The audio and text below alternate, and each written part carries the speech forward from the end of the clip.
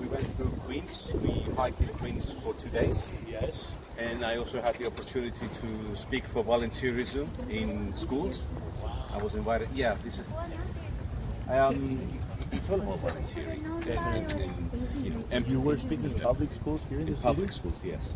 I was invited, so I do it. And then after 2 days in Queens, we went to Brooklyn. I was invited to another school in Brooklyn. And then we went to Bronx. I can imagine. And I believe in cultural diplomacy, I believe in sports diplomacy.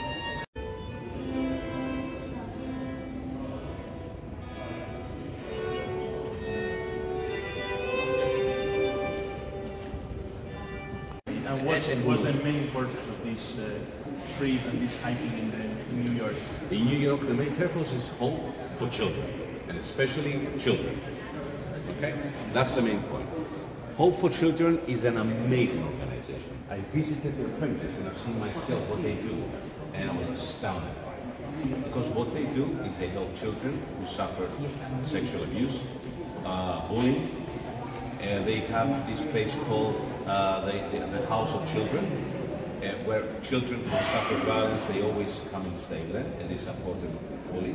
They have psychologists, social workers, so many people, so many really good scientists that know how to deal with these things. They also have programs about fostering. They have so many programs, and I've seen them myself, and I really want to do something really big to help them out because they're worth it. So we started exchanging ideas, and because they opened up an office here. Yeah, I remember that. But now, so the people that see that you were hiking in New York and that you are collaborating with Hope for Children and you're doing something to change and to also raise the voice, would those people donate now, or what would they do? What would be the movement of this group of people who's watching you closely? Yeah. First of all, it's about raising awareness about things like that. Okay? We all know how important it is for a child to grow up healthy, both mentally and physically. But we also know that in many cases, things don't go that way. Yeah. So we need to ask people to speak. If anybody knows any child who's suffering any kind of violence, talk to someone else. That's what I was saying to the schools. Talk to your relatives, talk to a friend, talk to your school, talk to your priest, talk to someone. And that someone knows what to do. They contact Hope for Children. Now they have offices since 2022. They have offices here in New York as well. Yeah, I went to that inauguration. You went there? Ceremony. Okay, so what they're trying to do is they want to build, let's say, places across the world where children can find a secure environment for them to grow without having that in their head. Because if a child is being bullied or is being sexually abused, then probably you have a criminal once they grow up. So again, it's vital. I cannot stress how vital it is, us being parents and grandparents. So we understand. Are you grandparents? Yes, we are. Oh my God, you're so young. Yeah, we are. They call us Cartoon Batman, which means grandfather Batman. Cartoon Batman. So yes, it is so important. So important. And these 100 miles that we walked it's a very small gesture to a global problem. So I'm hoping that we have awareness and obviously funds to continue their programs. Okay. And what would symbolize for you personally, outside of what would be to the world, but also for yourself, what would you take from this? For myself, the most important thing is to make people give. I'm a giver, not a taker. Yeah. So I want to promote volunteerism. And I want to show everybody that you can be a volunteer without actually doing the heavy lifting. You can do something simple like walking, or something else that somebody smarter than me will think, and still make it worth for people to come along and help in issues that are greater than us, you know? And why did you think that volunteerism was that important? Because volunteerism comes from the heart. Nobody's getting paid. So you're not doing it under the excuse that I need to pay my bills, I need to work, I need to do that. We all have, our lives and our obligations, but volunteerism is beyond that. It's the actual core of the humankind. Oh, please. Yeah, I wanted to ask you something. Sure. We're speaking about volunteerism, Proceed. but it is always important to get the advice of somebody like you to the young generations. So how could you, in a way, motivate the youth for them to get involved into volunteerism? That's such a good question. In my experience, to make somebody do something that you feel strongly about, you have to lead by example. I love that. So, No, it's very authentic. And if you would have to tell any of my colleagues, for an advice precisely for that, imagine that she's not volunteering, maybe she is. We need more people to volunteer and do things for others. But it's a shame that because you meet people like yourselves, young and strong, like all of you, too busy. Yes, strong, I'm not sure. You're all too busy, okay? You got a full schedule, busy, busy, busy.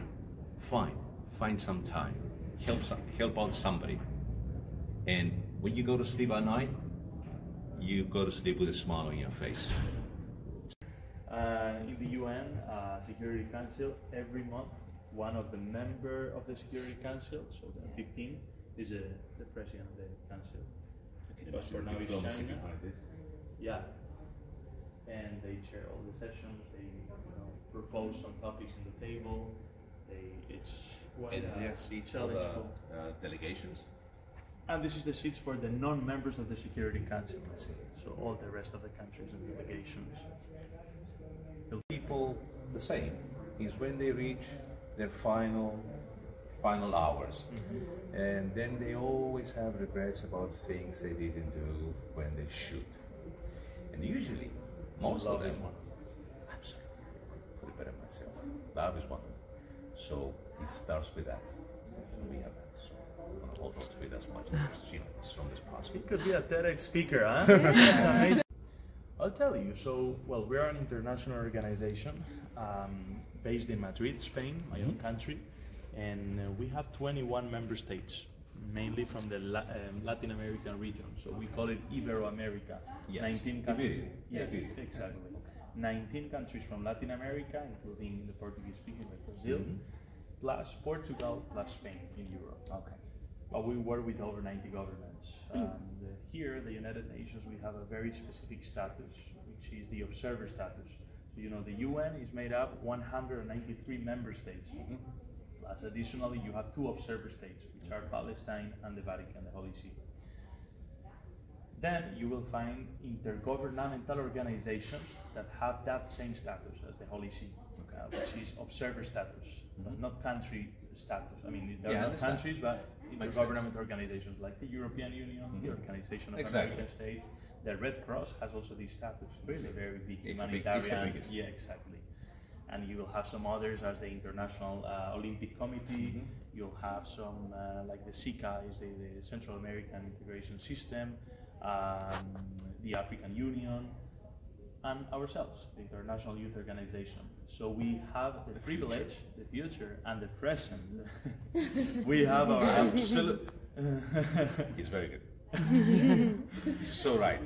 Thank you for that. But yeah, we have our main seat. We have our own seat in the General Assembly of the United Nations. I'll show you afterwards. And we have our seat in all the rest of the committees, the 6 committees that the United Nations has. So we have the right to participate, to negotiate, to consult, and to be part of all the meetings. But we just cannot do one thing by difference of a government or a country. We cannot vote. Yeah, I was going to say that. But I always say that's something good for us. Probably. You never get into problems. Probably. Precisely. 6 committee is the legal affairs one, and they discuss about it. No, see that. There it is. There it is. If you want to take the picture for the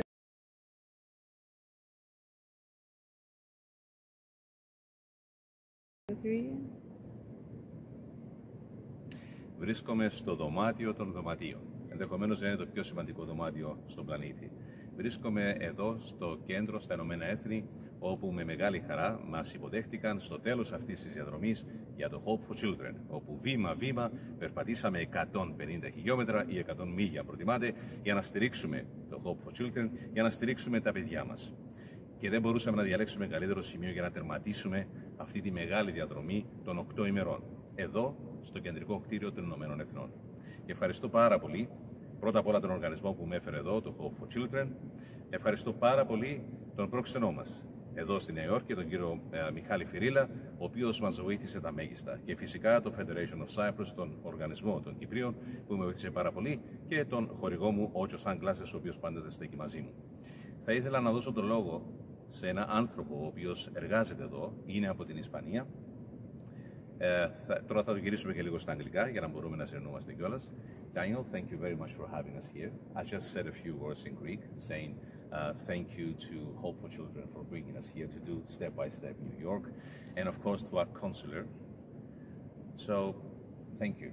Thank you very much for coming. We are very excited to receiving you here. We believe that volunteerism towards Hope for Children is extremely important. We need our children, our youth, to be the part of the decision-making tables, and we need them to be helped. We need them to have awareness, and making the way you have done it is amazing, is admirable, and we appreciate that. So, of course, more than welcome to the United Nations. Myself and the International Youth Organization appreciate your work, and let's see what the future prepares for the next destination. Absolutely. Thank you very much. I'm honored and in awe about this. Thank you so very much. Thank you and welcome. All the best to you.